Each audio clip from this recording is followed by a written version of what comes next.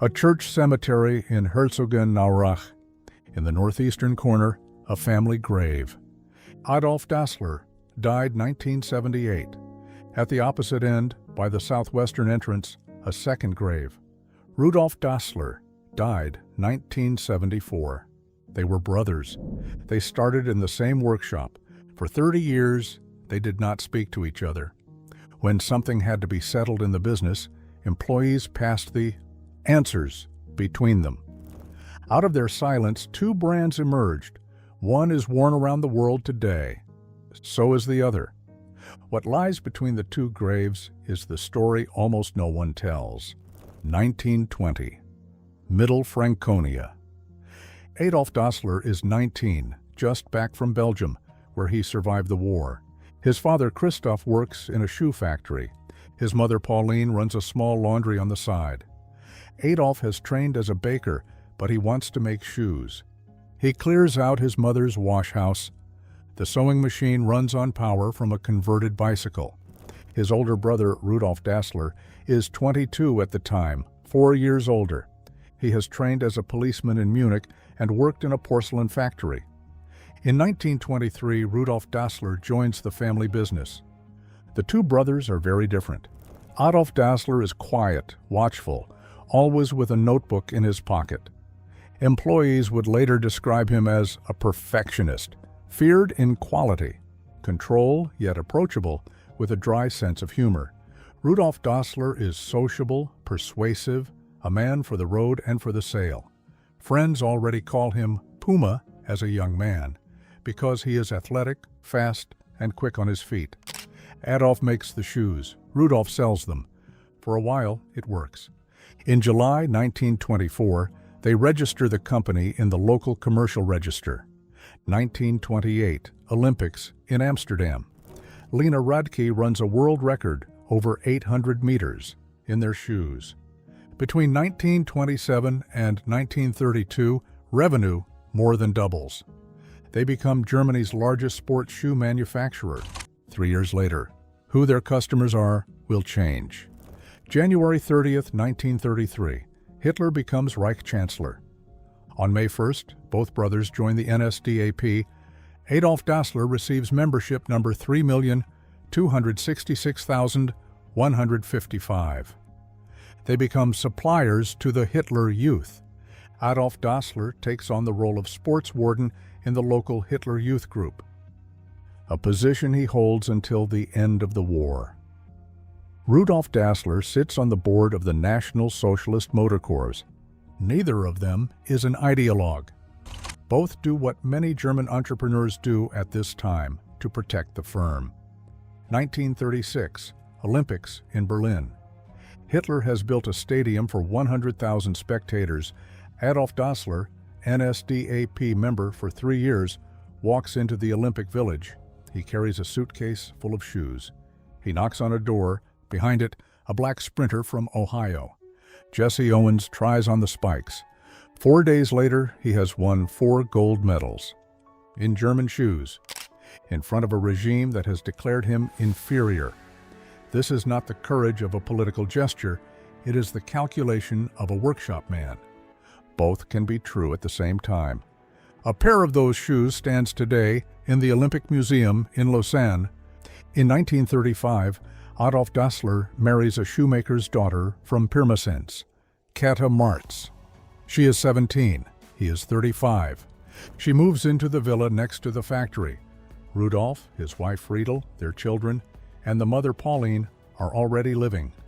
There, it is crowded.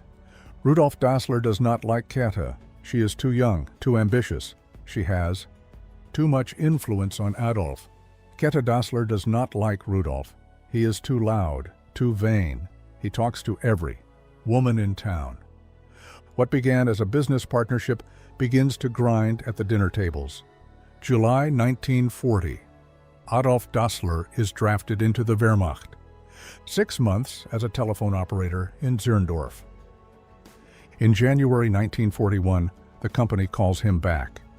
The reason given, technical director, indispensable.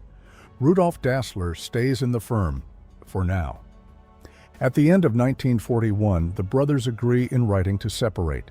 They keep running the company anyway. They barely speak to each other. March 1943. Rudolf Dassler is transferred to the Customs Border Guard in Poland. He files for release. His application is denied. His younger brother had filed an application and was allowed back. He is not. October 1943. The Reich Ministry shuts down civilian shoe production. Sports shoes are no longer considered essential to the war. Adolf Dassler wants to convert the machines and develop a bunker boot for the Wehrmacht. Rudolf Dassler from Poland wants boots for paratroopers. They no longer agree on what should be made.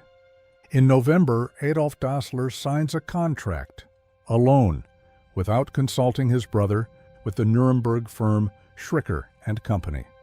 From now on, the Dassler factory delivers metal parts for the anti-tank weapon, Panzerschreck. 9 French forced laborers work in the halls. Rudolf Dassler learns of it from a distance, from his post on the Polish border. From his point of view, his brother has changed the company on his own. Suspicion turns into conviction. April 1945. Rudolf Dassler leaves his post in Poland without permission. He wants to get to Herzogenaurach. He wants to settle what will become of his share in the company. On the way, the Gestapo arrests him. The charge is desertion. On the transport to Dachau concentration camp, American soldiers free him. He is free for 3 days. Then, the same Americans arrest him. In the final months of the war, he had sought contact with the SS security service, probably to protect himself from being sent to the front. That very attempt now turns against him. Hammelburg, Camp Number 9. He will be held there for 1 year, without charge, without trial. That same spring, American tanks roll toward the factory in Herzogenaurach. Katta Dassler steps in front of them. "Only sports shoes are made here," she says. What was actually produced just weeks earlier, she does not say. The tanks stop. Soon after, the soldiers find out who outfitted Jesse Owens. They begin to buy shoes. In Hammelburg, many kilometers away, Rudolf Dassler sits in a barrack. One day someone says a single sentence to him: "You were denounced from your own circle." Rudolf Dassler knows who that circle was. On July 31, 1946, he is released. 3 weeks later, he sits before the denazification tribunal. He testifies against his brother in retaliation. Adolf Dassler, he says, was responsible for the weapons production. Adolf Dassler is initially classified as incriminated. That means 10 years of prison, expropriation of the firm. But then employees come forward and testify for him. And the mayor of Herzogenaurach, half Jewish, testifies for him too. Adolf Dassler had warned him when the Gestapo came. In February 1947, Adolf Dassler is reclassified as a follower. He keeps the firm. His brother never forgives him for that.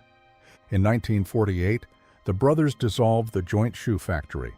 The workforce has to choose which side to keep working on. A third goes with Rudolf Dassler, 15 men. They cross the Aurach River to the south, Würzburger Strasse 13. An advertising office in Nuremberg designs a leaping puma as the logo. Adolf Dassler stays in the north with 2/3 of the staff. On August 18, 1949, he registers his new firm, Adidas. That same year, he registers a shoe with 3 stripes on the side. Pauline Dassler, the mother, moves in with Rudolf in the south. Not with Adolf. The river through the middle of town becomes a border. People who work at Adidas shop in the north. People who work at Puma go to the bakeries in the south.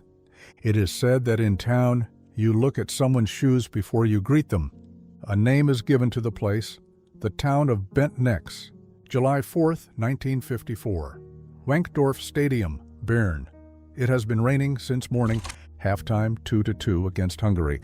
Adolf Dassler is the kit manager of the German team. He has a suitcase full of studs. He screws longer studs under the boots. On wet grass, they hold better. 84th minute, Helmut Rahn scores 3-2. Germany is world champion. Adolf Dassler did not invent the screw-in stud. The patent was filed in 1949 by a shoemaker from northern Germany. His name was Alexander Salot. But Salot was not in the stadium that day. Adolf Dassler was. Sometimes that decides who gets to tell a story later. The miracle of Bern becomes the founding legend of the young Federal Republic and the founding legend of Adidas. What lies before 1954 falls out of the story. The Hitler Youth, the contract with Schricker and Company, the forced laborers, the brother in the camp.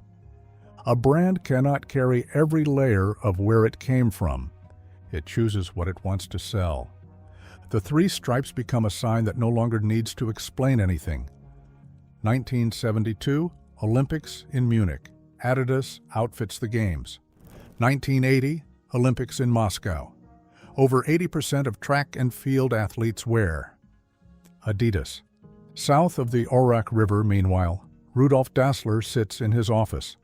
On the other side of the river, his brother works. They see each other on the street. They do not greet each other.